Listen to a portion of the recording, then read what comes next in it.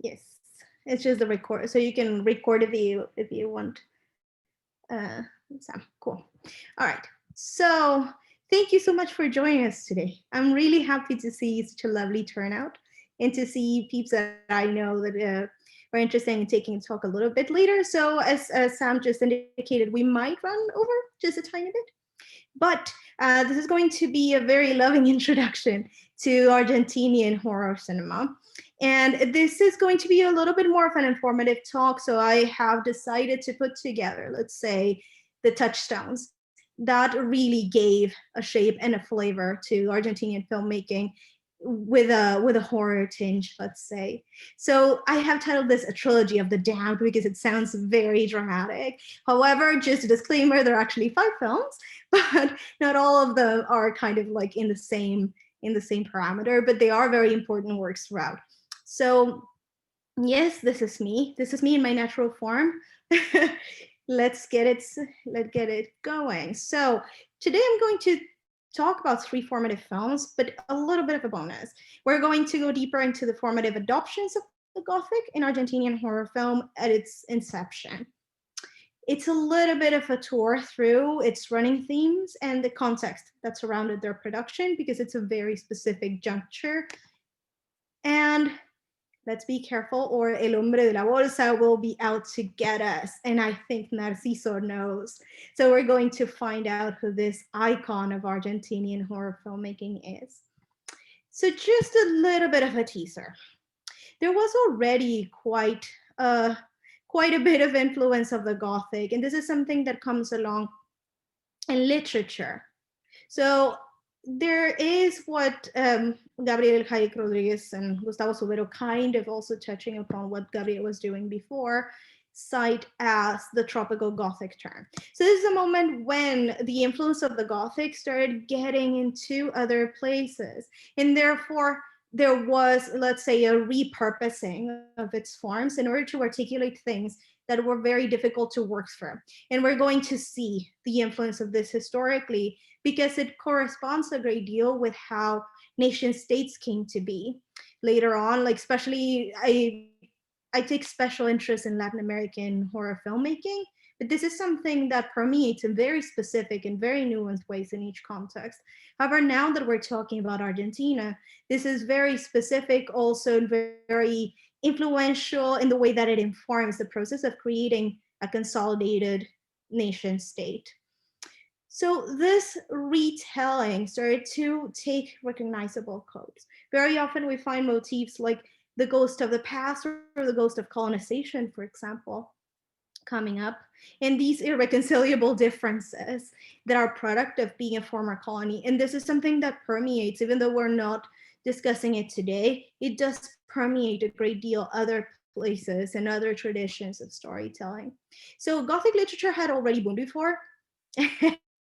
Like that's what there was an inkling. So you see what I did there. And then in the 19th century, the translated works of Hoffman or Poe and other authors were making it to the southern cone. And because of that, they also started to be accessible to a lot of people that could read the original languages. And that sort of tells us something interesting about the echelons of society that actually had access to those literary works, but also that in very many cases, started translating them to Spanish. So in this moment, there's also a transnational flow, not only of, let's say, aesthetic convention, and also of these different tropes that identify the Gothic in English-speaking and German-speaking tradition, but also start becoming the weapon of choice of other writers. And in that particular region of the world, Holmberg, Horacio Ladislao Holmberg, Macedonio Fernández, Horacio Quiroga, Leopoldo Lugones, and Juana Manuela Gorriti start using the conventions of the genre to create their own narratives. And Quiroga was from Uruguay, by the way, but he was hands down the creepiest of the aforementioned. I really recommend that you take a look at his works.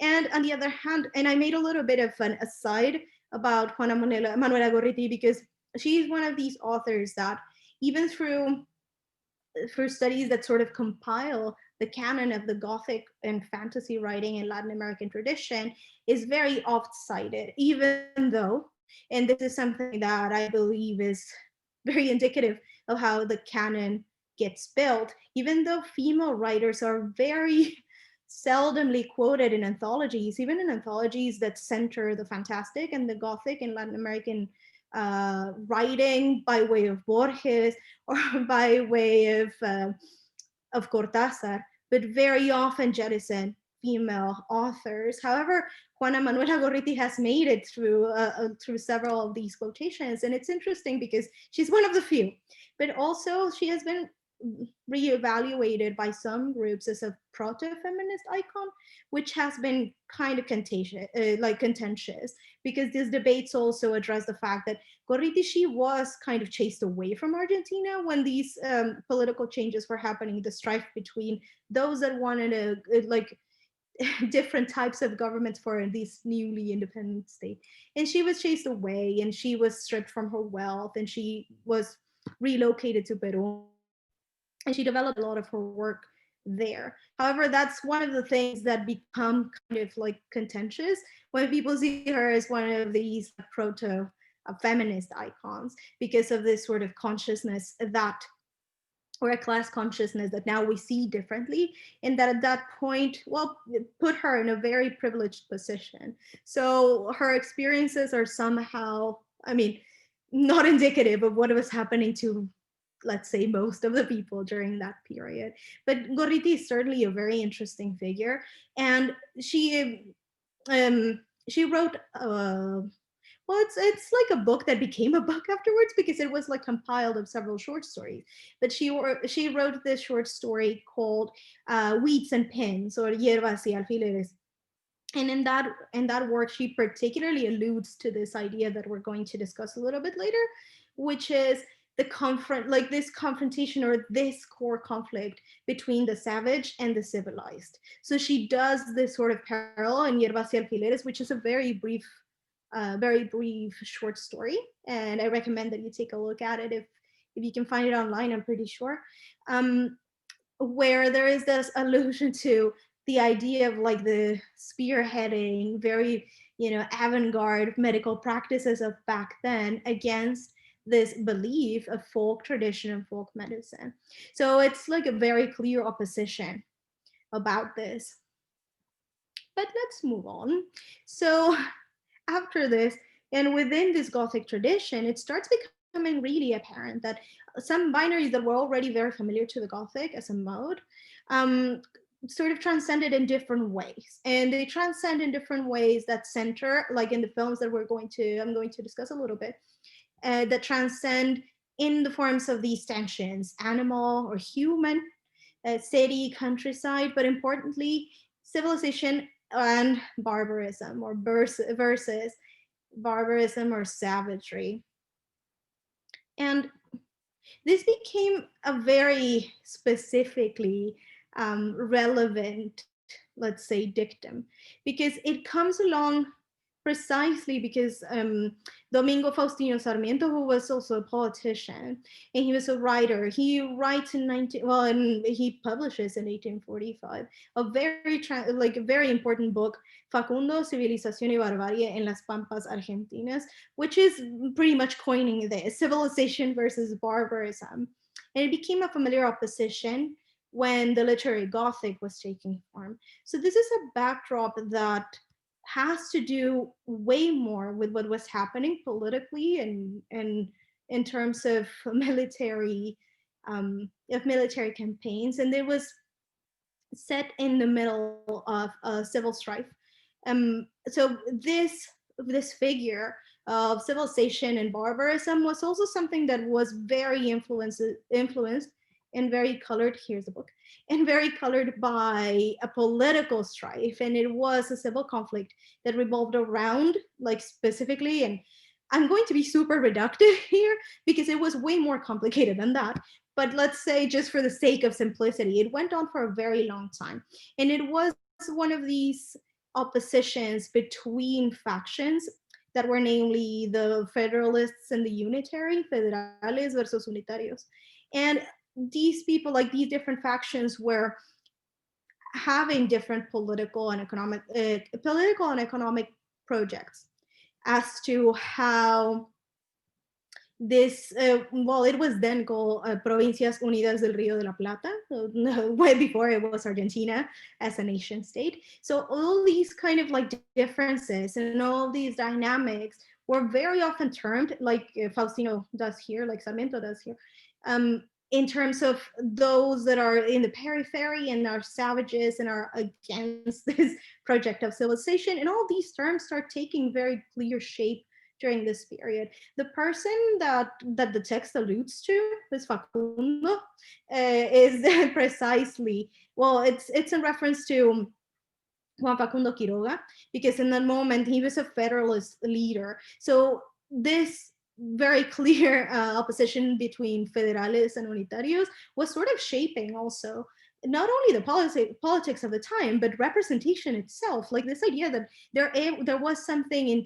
like inherent to the formation of the nation state that had to do with this push and pull between the center and the periphery, sites of clarity and order, and the unruly margins outside of urban centers. And this is something that is predating the idea of like the actual, modern Argentinian city, but it was during this formation. And Federalists were more for a state that was inclined to have more autonomous parts to these provincias or to these provinces, and unitarians sort of proposing another political model that would have more of centralist bent. So it was essentially a strife that started shaping a great deal of representation.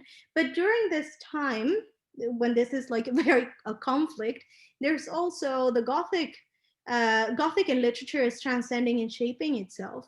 And this is something that transcends in film as a tendency to take some models of representation and construct national monsters based on it. And this is a statement by Carla Rodriguez, which we will see. Are we really talking about like a lack of originality, or are we talking about a repurposing? So let's cut to like almost a little bit less than a century later. And then when film was all that, and we start seeing actual industrial galore and industrial, let's say, a very good development. So fantasy and abundance with a thriving industry, and what happened next. So come the 1930s, Argentina is sort of like becoming this very clearly promising profile to claim leadership in the creation of Spanish spoken films. And it is in 1933 when their first sound film comes along, Tango, and it's directed by Luis Moliabart. I love this poster, and it does allude a great deal to these like identity markers that have to do with not only like in the poster there, like they're interpreted, so the performers are consecrated in the heart of Buenos Aires. Also, a film that is spoken like we speak. These sort of markers of identity that also claimed film largely a marker of modernity and a marker of progress and a marker of also attracting foreign investment and thriving, like, let's say, to a global scale. But also we start to see people that become recognizable to the public, like Libertad Lamarque. She was very young, and she became one of these like huge stars of Argentine provenance. And right after the first time when Juan Domingo Perón comes to power, she exiles to Mexico. And there's a little bit of gossip about that as well. She had some tensions with the future first lady of Argentina. So there's some speculation, and I'm not saying this. This is something that is documented in Victoria Ruétalo, for example, or Tamara Falcó, that talk about these sort of tensions. And then Libertad Lamarque went on to be a very big star in the Mexican star system. But another thing that happens during this period is that a major studio system starts becoming recognizable with the establishment of studios like Argentina Sonofilm and Lumiton.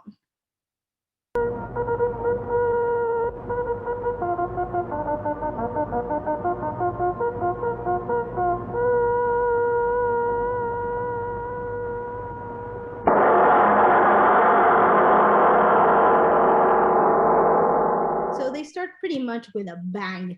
Another thing that happens during this period that is very important, I mean, aside from the fact that the cinematic apparatus, not only in terms of industry, but also its star system, and also a very healthy structure that starts developing during this period and sort of opening the gate to the golden age, is that a very clear rivalry with the Mexican film industry started to form.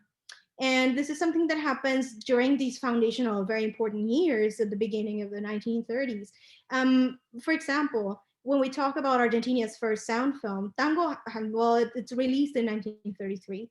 And Mexico's first sound film, Santa, by Antonio Moreno, is released 1 year prior. So they were head to head with these technical developments and like sort of unofficially disputing this like leadership, which becomes very relevant for the decade to come, because it was very clear that Argentina was developing not only a very competent and very sophisticated industry, but also attracting a great deal of attention from Hollywood.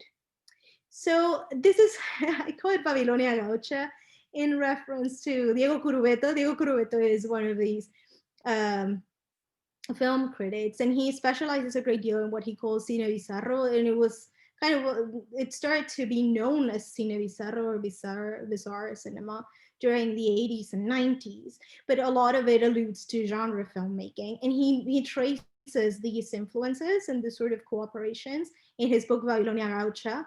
And there are actually two books, one that goes from like that just maps Hollywood and Argentina and Hollywood. That's literally the title, from 93. And then after that, he edited another book 5 years after that goes from the silent film to Evita. And these works are also very indicative of how clearly there was this sort of cooperation between Hollywood and Argentina, and something that happens even way more when we talk about genre filmmaking during the 70s and 80s. Because just as a little aside, there was a great deal of difficulty to get financing from state sanctioned institutions, and like specifically from the Film Institute, to make horror film or to make sci-fi film or any other genre adjacent film.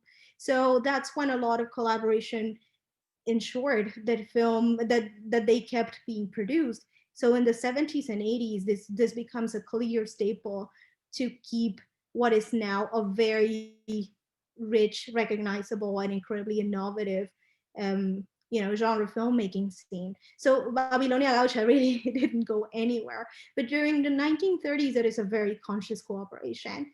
And the golden age was marked by this intent of creating a cooperation to professionalize the national industry, but also create healthy bonds with Hollywood's aid.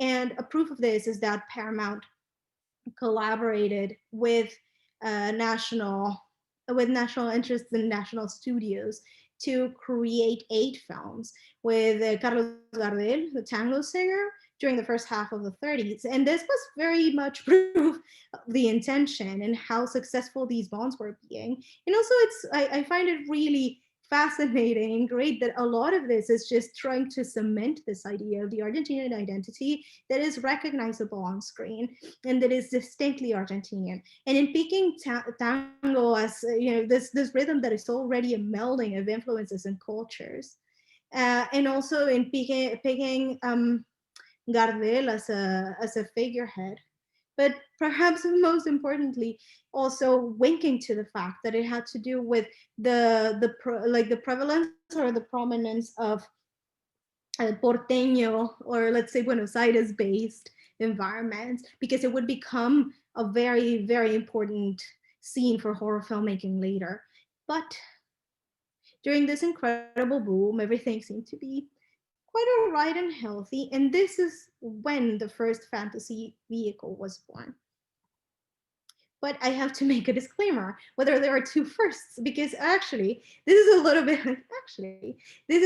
bit of a situation where there is some literature that talks about this film that I'm going to introduce you in just a moment as the actual first fantasy Latin film.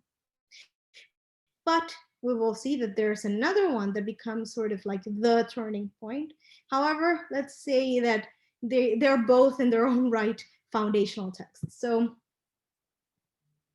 the first one is El Hombre Bestia o la Aventura del Capitán Richard. And this is produced in 1934. So just 1 year after, mind you, of Tango. And it tells us the story of how Reckon and the enemy can go terribly wrong. This guy that we see on screen is Captain Richard, and in all his like pilot attire. So we are just told that this guy is doing some reconnaissance. We don't know on which enemy. One can only assume that there is like this sort of, because it's the interwar period, so we can only assume that these are references to a moment in time of war preparedness, and tensions were pretty much running high. So this man is just piloting from New York. Interestingly, like he is also with that alignment of being, we don't know if he's from New York, but we know that he goes from there. And then his plane crashes in the middle of nowhere. And it was precisely outside of the city that this film was created. It's kind of an anomaly because it was outside of the studio circuit. It was made in Rosario and outside of the Buenos Aires sort of circuit. And it very much created this notion of the very clear tension between the civilized and the animalistic in Captain Richard specifically, where scientist abuses human power, and this is all set outside of the city. And I'm going to go. So the Gothic and fantastic becomes a vehicle to convey and work through these opposition.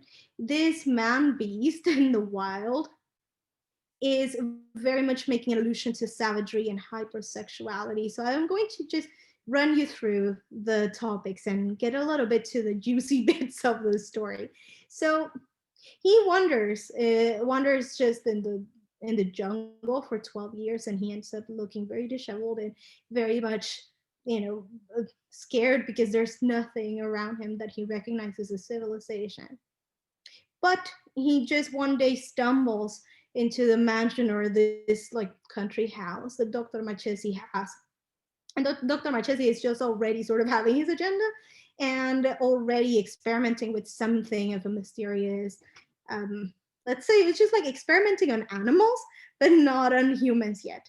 And by the time that Richard reaches his door, he is fainting and clearly cannot defend himself. So Dr. Marchesi says, well, we're kind of like far away. Nobody can hear you scream here. And actually injects him with a thing that turns him into this crazy beast, right? So he starts kidnapping women. But little did Dr. Marchesi know, he was about to kidnap his daughter. And he takes them away to a cave. And we were actually discussing that the previous session, that we don't really know what happens to them. We know that they're taken away. We never really see them get killed. And what happens here is that all of this situation, of course, becomes completely unsustainable for Dr. Marchesi. And people are just really scared. And there's a lot of public scandal about this, asking even, like we see like some even newspapers featured here, like, is it a monster? What is happening to all these young damsels that are being kidnapped? And there's also a running theme of Marchesi being callous, but also Marchesi being incredibly European and scientific.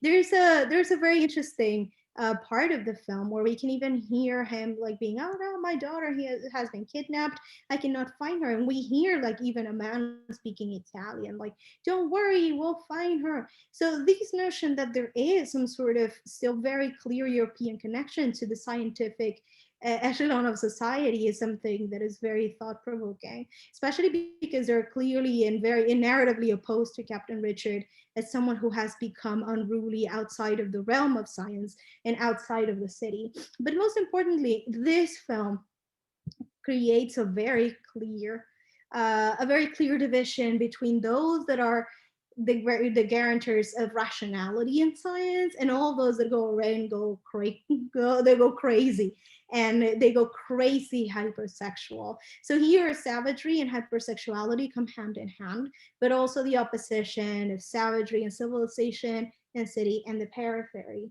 But I hope, well, I hope it's okay that I'm spoiling it a little for you. Dr. Marchesi actually gets what he what he was supposed to get, because he's just this terrible person with clearly no ethics at all to exercise science or otherwise. Um, and after this, his wife starts becoming really restless. Like, we cannot find our daughter. What the hell is going on? And Marchesi just decides, well, yeah, I'll keep you silent, and he kills her. And after she is killed, he tries to conceal this by all means possible. He hires some people to try and find the man beast, but everything misfires. And actually, he is like, nope. He actually gets brought to justice. And as this happens, Richard is also restored to safety, restored to reason, because there's some sort of antidote in Dr. Machesi's I was gonna say studio, no, lab. And he gets injected, and everything is all right. He gets to be an outstanding citizen again. So this idea that there are only some things that stay in the periphery and that threaten civilization and its assets become really clear during this foundational text. But the other film that gets often cited as the actual film to have kickstarted it all is A Light in the Window, Una luz en la ventana, from 1942. And this is Dr. Herman, another one of these crazy doctors, clearly influenced, some would say, by the universal cycle of horror films during the 30s. And this is, mind you, way before. So Una luz en la ventana is acknowledged more frequently as one of these foundational texts, and it was produced by Lumi. It features Narciso Ibáñez Menta, who is the guy that we saw at the beginning. And this is a little bit of yeah, I mean, I would say it's a little bit of an aside, but it's very much worth making this aside, because Narciso Ibáñez Menta, this is just one of his first sort of like big interventions in the public eye outside of the theater. He was already a very famous theater actor, and very famously became one of these big proponents of very artificial characterizations. Here he appears as an acromegalic monster, and he is this monster that takes after big studio works. But also, interestingly, and by his own admission, he was a fan of Lanchi, and these characterizations that were outlandish was not something that he was doing only in film, but he was also doing this in theater later, and he was active for many years. And importantly, and I note this here because Narciso Ibáñez Menta, he was born to Spanish parents, and he was in Argentina, where he accrued his fame and where he also became a staple of horror, not only film, but horror TV, which made him a huge star from the 60s up until the moment when he passed, which was I believe he passed in the early 2000s. But he also, just as he was a milestone of horror TV because of obras maestras del terror, or like horror masterworks that ran from 59 to 62, he also, I mean, he did many more things, but this collaboration that he had with producer Enrique Carreras was very important, and also allowed for Argentinian and Gothic adaptations in Argentinian TV to bring a very big audience, and also made him a very recognizable face, even though his face was concealed very often. And he was also the father to Narciso Chicho Ibáñez Serrador, who also adopted a similar format with stories to keep you awake, or historias para no dormir, in Televisión Española. So he had already migrated to Spain, and both of them in their own right, and they kept collaborating all throughout Ibáñez Menta's life. And this sort of collaboration made a very atypical but very memorable bond to create milestone and very important films and TV, well, films in Argentina, but mostly like TV horror and TV series that were a cooperation, both in Spain and in Argentina. So this film had, and I realized here that I wrote that Wells' Frankenstein was 11 years prior, but this is a lie because no, wait, Frankenstein came out in 1931, but I cannot do math because that's why I do film. But I think I did the math right. Never mind. James Wales' Frankenstein, it came out in 1931, and people like Moore and Warwick's kind of chalk up that this particular scientist had some of these features and that clearly was indebted to the universal cycle in some way, thus proving that there was a very clear influence and a very Hollywood bent that was being sought in this film. And the film the film talks about very, very succinctly, because I recommend that you watch it. It brings this sort of trope of the abandoned or very remote house and the monster within. The film has an unsuspecting nurse finding a classified in Buenos Aires, and because there's an old lady that is looking for a nurse and someone to take care of her.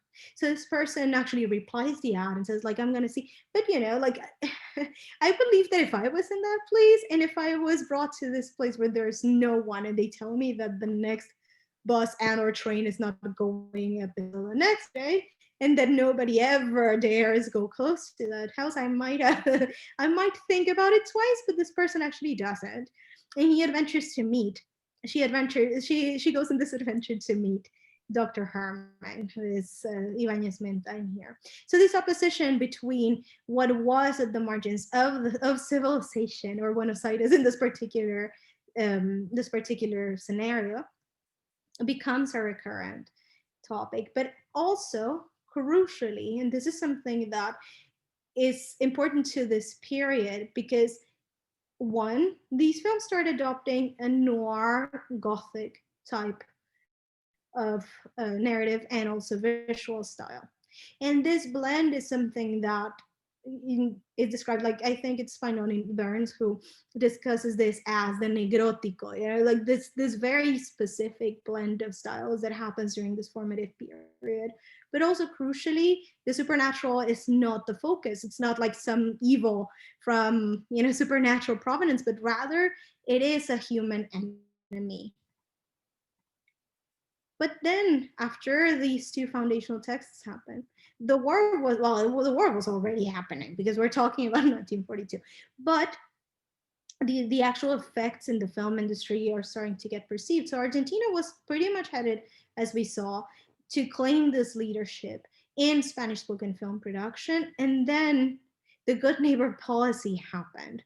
So this idea that Latin American countries had to remain faithful and cooperative to the allies also translated in economic pressure, and a lot of it had to do with providing raw film stock. So Argentina was officially neutral, but there were some rumors about their sympathies with the Axis or people having some sort of inclinations to that. And both of them, they were both considered threats to US national security. So what happened is that a lot of pressure was put on those undecided countries and those that were not openly pro-ally. And this was done through measures that cut back on the possibilities of getting your hands on raw film stock, and very indirectly undercutting the chances of some industries to thrive the way that it were doing. On their part, Mexico was getting a lot of it because it was very compliant by these policies. And this is when we have the prompting of the golden age in Mexican cinema as well. So don't miss that. I've just like made a self plug because I talk a little bit about it in my other talk about the figure of the witch in Mexican horror film, and we touch upon the golden age. So what happened here is that eventually there was a clear ban of sales of raw film stock by the US State Department, and that pretty much, like it really did take a big toll in the output they were having. Even though it was very clearly a very competent and very thriving scene, it undercut a great deal the possibilities of even reaching or thriving the way that they were thinking about it.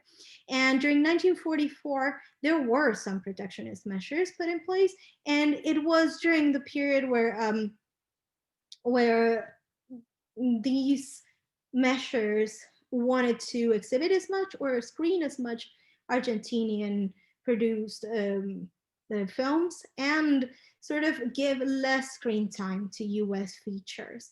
And it did result in a more solid, like in an awareness of the national industry as a priority and the national film industry as a priority, but it did definitely take a toll on production at large. So by 1945, amidst all this pressure, Argentina very explicitly sides with the Allies in order to diminish the impact. But this embargo was happening, and it would happen until the next year, until 1946.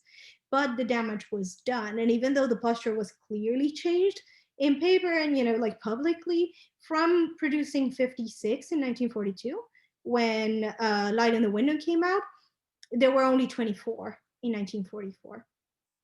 So the damage was pretty much done. And this was also a moment of very clearly political upheaval. The first stint of Peronismo, of Juan Domingo Perón, taking power and having like actual political influence and really fracturing the political scene during this period started in 1946 and then ended in 1955, the first stint. Then he would come back. But this brackets the story. And this is during the time where the trilogy, that is actually the title of the talk, comes about. And we're going to talk about One Beast and two Hombres del Saco, or burlap sack men. And I would like to make a parenthesis for all of you that are not familiar with this concept. El Hombre del Saco, or for the Mexican folks that are logged in today, El Viejo del Costal, like the burlap sack man, which is this sort of folk belief that I mean, by some extent has been traced to Spanish lore. I believe that it has different iterations in different places, but very generally a cautionary tale to kids that are wandering away or being naughty or being naughty. I would like to, I was just like, I couldn't help myself, I'm sorry.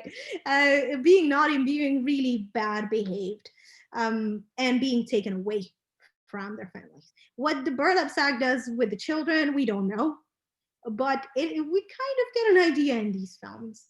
And I would like to also throw a fun fact your way, because El Hombre del Saco, or the burlap sack man, was this fear figured in these films, but also when the time of extreme censorship in film after Ongania's 1966 coup that established one of the two horrid dictatorships to happen in Argentina in the second half of the 20th century. When that happened, there was a great deal of censorship, and censorship was tightening its grip mercilessly. So this would translate sometimes during the 60s and 70s into venues getting, well, I would say raided, I suppose, by these censors who were carrying a bag, and they became to be known to the exhibitors as the burlap sack man, because they would go on and confiscate the reels even when they were showing, man, like even way before they were edited or cut or anything. They still had the right to come to the venue and take the reels, which is, a very important part of this cultural moment, but also a very clear assault on cultural production at large and in freedom of speech and thought. But if you're interested in that particular part of Argentinian history and censorship, I would recommend completely that you take a look at this documentary called Un Importante Preestreno, and it is specifically about this. So it goes a little bit deeper into what happened during the second half. But let's just dig in to this trilogy. So the first film of this trilogy is El extraño caso del hombre y la bestia, The Strange Case of the Man and the Beast, by Mario Soffici. So Mario Soffici was one of these dudes who was more of a dramatic director. But however, he's considered by people like Diego Curubeto, like specifically, he writes a text about how is it that Argentinian horror film during this period, this formative period, is genre film, but it's also a tour film where it's like recognizable through its authors. And Soffici created this piece during, let's say, a moment of crisis, because it was already clear that the once thriving scene was having some troubles after the war, but at the same time established a very clear tone that married those two influences that I cited, both the Gothic and the noir.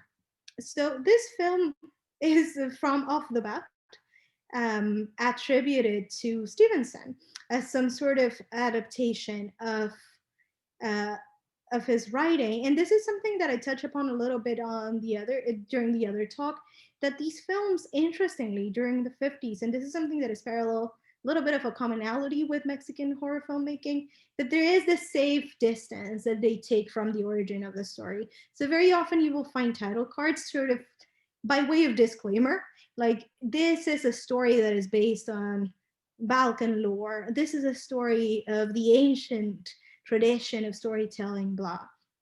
Or in this case, this is a story that is imported, because there was a clear desire maybe to stay away from controversial topics, as if they were just relaying, well, just like, don't shoot the messenger. This is something of an adaptation, and this is something similar here.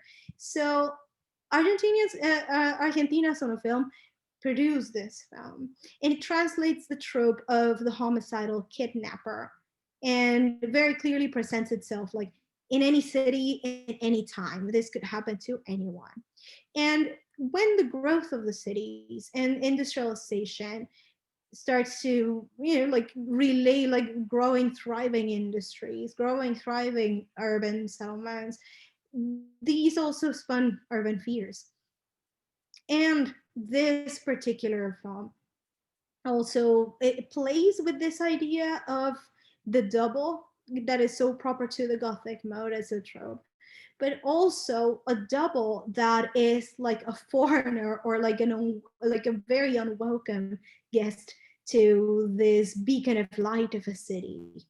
And during this period, in this particular film, the city is also, let's say, home to that double that has an abhorrent sexual drive, and in this case it targets young girls. And then again, we have this coming back to the idea of savagery being also indicative of some sort of hypersexuality. And I will let you judge, but it is very telling that obscuring even the makeup of this person, that has this bearing on who was foreigner in their own city. And why is it that the evil double is aligned with these characteristics? I will leave you to, like, I believe that it's a very interesting connection of who belongs in the city and who is that sort of darkened double that is going to wreak havoc in the city. So here the double acts in Gothic inclination as an extreme side of animality. And just another fun fact, because I love to throw fun facts away. Olga Zubarry was in this film. Olga Zubarry was this like very famous actress. And actually 5 years before, she was in a film that was El Ángel Desnudo, The Nude Angel. And it was directed by Carlos Hugo Christensen, who directed one of the films in this trilogy that is going to close the talk, actually. And this El Ángel Desnudo it's special because she was a teenager in this film. And it's the first implied female nude of Argentinian film. And I say implied because it's kind of very delicate, and it's framed and it's very tasteful and not necessarily scandalous. Then in 1959, 1960, El Trueno entre las hojas becomes like the actual first full frontal nude, with Isabel Sarli, an icon of Latin American culture and Argentinian pop culture, as showing herself exposed to the world and becoming a very contentious figure as to this freedom of showing nudity. And it's interesting because every time, like very often, you find this reference of like it was Sarli that was the first pioneer to be nude on screen, but there was already some sort of hint of that in El Ángel Desnudo, and Olga Zubarry, who's in this film, was responsible for that. So as I said, this film is very indicative of this mixture of styles and how the noir and horror are pretty much kind of coming bound by this period. Then we have the second piece of this trilogy, which is The Black Vampire or El Vampiro Negro. And El Vampiro Negro is an adaptation of Fritz Lang's M from 1931. And it centers the child murderer, or this man that abducts, in this particular case, young girls. And it's implied he's a rapist in this narrative. It is a production from Argentina Sonofilm. So they are all kind of like led by a very clear, stable studio system. And once again, because of this adaptation and this very explicit tradition taken after a text that was originated in Europe, whether there is a display of originality or of unoriginality or lack of originality, or whether we're talking about a repurposing of the genre. So this film is starred by Nathan Pinzon, who is shown here, actually cornered because he's kidnapped this little girl, and that's the final victim that he has kidnapped. And he was he was called El Boris Karloff Criollo, the Criollo Boris Karloff, by Diego Purubeto, playing Teodoro Ulver. And it is during this period, I mean, he is this man kidnapping, raping, killing little girls. And he is like this foreign presence in the city. Even though the city never stops being this bastion of civilization, is riddled with all these characters. There are admitting, like savagery into this otherwise pristine, thriving scene of the city. And at the end, and actually this film, it's an interesting opposition because like Pinzon himself, in an interview that is quoted in Moore and Walwick's, he talks about how watching this film, he would hear in the theater people saying like, oh, when he is condemned to die by hanging. And this idea that people were actually identifying with this heinous, horrible character.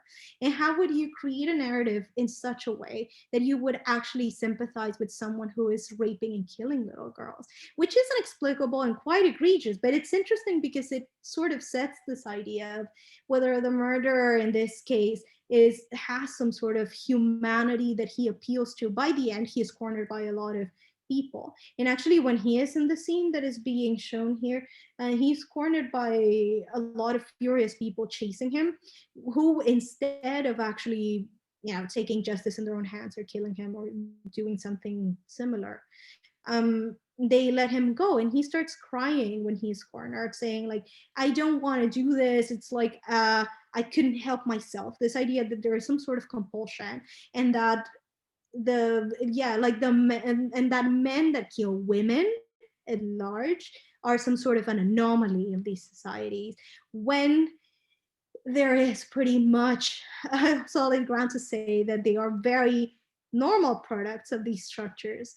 And they're very normal products of these outlooks that privilege gender hierarchies, that privilege even gender binarism in the first place. So it is interesting that this notion would be like, oh, let's feel sympathy for this character.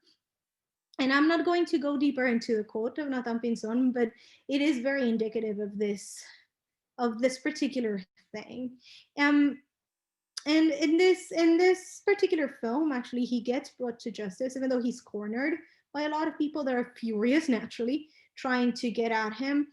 And they actually bring him to the authorities, and the authorities condemn him to die by hanging. So then you have this full circle, very neat, about the state administering justice and procuring justice, because they are to be trusted and they are the guarantors of law and order. But urban fear then starts to very clearly get shaped after the national youth being in peril. And I believe that there's absolutely no reason why the burlap sack man wouldn't be relevant because of this. Because urban fear is directed towards little girls, these princesses that need to be in guardianship of the state, the family, the school, the police, their friends, etc. And also because historically, stolen children and appropriation of a wrongful appropriation of children would become a very sore spot and very transcendent part of history right after during the last dictatorship in 1973 and up until 83. So this particular moment, sorry, 1976, this particular moment sort of gives us a little bit of a notion of how is it that wrongful appropriation or putting the youth in peril is central to these preoccupations.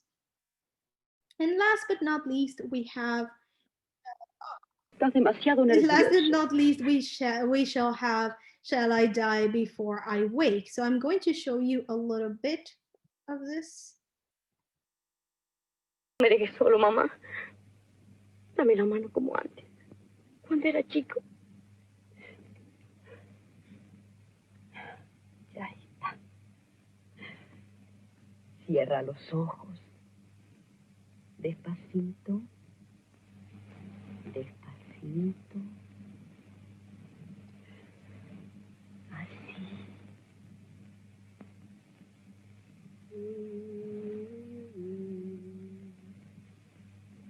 Duérmete,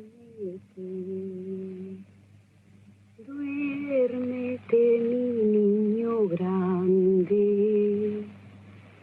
sin miedo, como los hombres. La luna es una mujer y sale sola de noche. Duérmete, duérmete. La luna es mujer, mi niño es un hombre.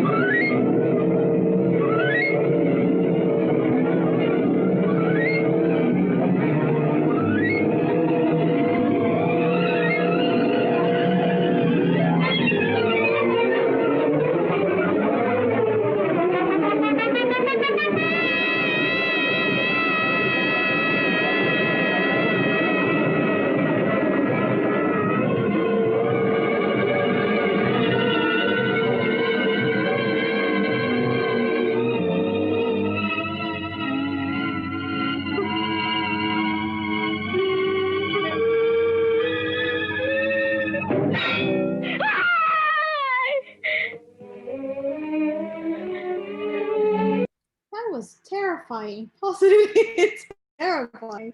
So just for context, what is happening here?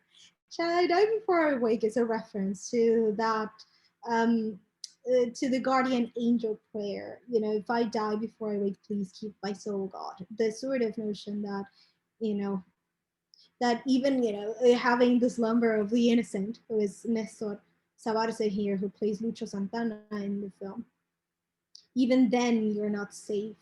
And what is interesting about this film is that well, here what he is dreaming of, and if you guessed it right, if you did think about him dreaming of the killer or the burlap sack man, el hombre del saco, this kidnapper. That's what's happening here.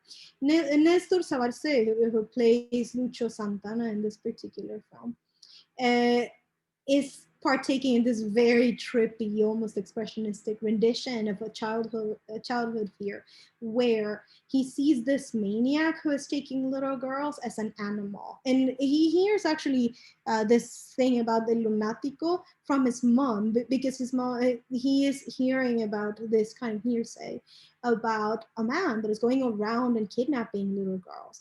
He hears him referred as a lunatico, and not only in a public space, but the fact that his dad is a policeman. So when he hears this, he asks his mom, who is like, what is a lunatico? She's like, well, it's like an animal. And interestingly, this particular sequence reveals this conflation of the unruly, the untamed, and the savage, and the animal that is very often conflated with hypersexuality, murderous instincts, and the like. So, and another thing that is revealing is that as he was going to sleep, he is hearing from his mom, who's also singing this lullaby to him, my child is a man. This idea that he is going to become eventually a figure of authority because, you know, following on these footsteps of his dad, who is a policeman. So the way that that Lucho, I was thinking about the name of the actor, the way that Lucho is connected to the situation is because he's going to school with these girls, and he finds out one of his friends is getting all the good candy, and she's getting, you know, chalks that are like colored chalks. She's getting all these things that, you know, ordinarily as a kid you wouldn't have money to acquire. And when he asks and grills this girl for answers, the girl says like, okay, but you're not supposed to tell anyone. There is this very cool dude that has been giving me all this stuff, and he says that eventually if I come with him, he will give me all these good, cool things and so on, which apparently nobody seems to suspect. And I am still very appalled at the fact that someone that clearly does not belong to the school community would be lurking, and, you know, let alone taking little girls. But apparently that's something that, yeah, happens, to know, with not a lot of issue in the film. And eventually you see how is it that that Lucho is, you know, he's kind of like this charming, cunning, mischievous boy. He is not very responsible in school.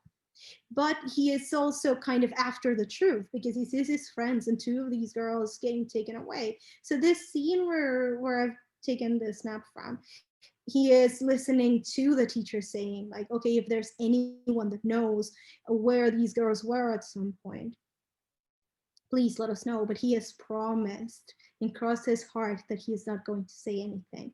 So to an extent, this kind of ethical tension between being true to your friend or, you know, letting them get killed, which seems to me like a no-brainer.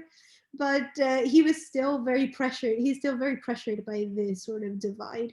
And there's actually some of the passages where we see this man, not even in full. He just appears like this sort of in a trench coat, which makes it even creepier because it also establishes this common notion that it could be anyone.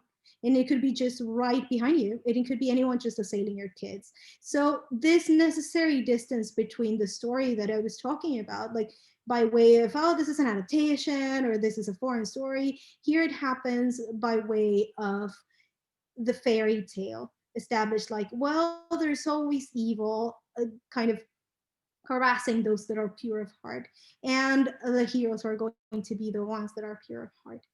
But this also establishes very clearly this almost like transhistorical, transtemporal thing about the hero and the princess, and does so very effectively. So Lucho constitutes himself as someone that is also facilitating this return to normalcy by being involved in the situation and searching for the girl, but also by inviting this notion that he might become a figure of authority when he grows up. So it very clearly opposes this idea of the city to the animalistic periphery and the animalistic instinct of, the animalistic instinct being a threat to national youth. In the end, the cities are still beacons of light, but they are in peril because they let the periphery come in. And this constitution of the fear would follow this clear idea of modernity having its own perils, but also would come very loaded with other associations of animality and also racial difference. But that's a story for another day. I have introduced some of it here, but after this, and this is 1954, it would still be a tiny bit longer until horror would make it to another format where it was completely prolific in creating and crafting a lot of narratives that were gothic in nature. And gothic horror lurked on the small screen, as I said, accompanied by people like Narciso Ibáñez Menta, and creating a lot of different adaptations of Gothic texts, from Poe's A Telltale Heart to Selma Lagerlöf's The Phantom Carriage and other sundry adaptations, but very clearly admitting and and cherishing what would become of Argentinian horror filmmaking, and also the noir a little bit afterwards, and giving it a very special place in the heart of popular culture, becoming a very transcendent part of in popular culture at large. So, to talk about this, maybe we do need a part two. I don't know. I leave it to you guys. But it's been such a blast to introduce this to you all a little bit on a more informative end of things. I can tell you this much: the Argentinian tradition in genre filmmaking, it's unique, fascinating, and incredibly innovative. So please do take the plunge if you're interested. You will not regret it. Doing some shameless plugging, because why not? So you can find my writing in the newly published Women Make Horror with Rutgers. You can also find my essay on CAM forthcoming, some other open access contents in May, Feminism and Visual Culture, Screen Queens, and Grim Magazine. And I have also put together a list of resources that I'm going to share with Sam, so you can get access to that to see where to start when it comes to Argentinian horror film and Latin American horror film at large. So thank you for listening and giving a little bit of your Sunday to this introduction. I hope you enjoyed it.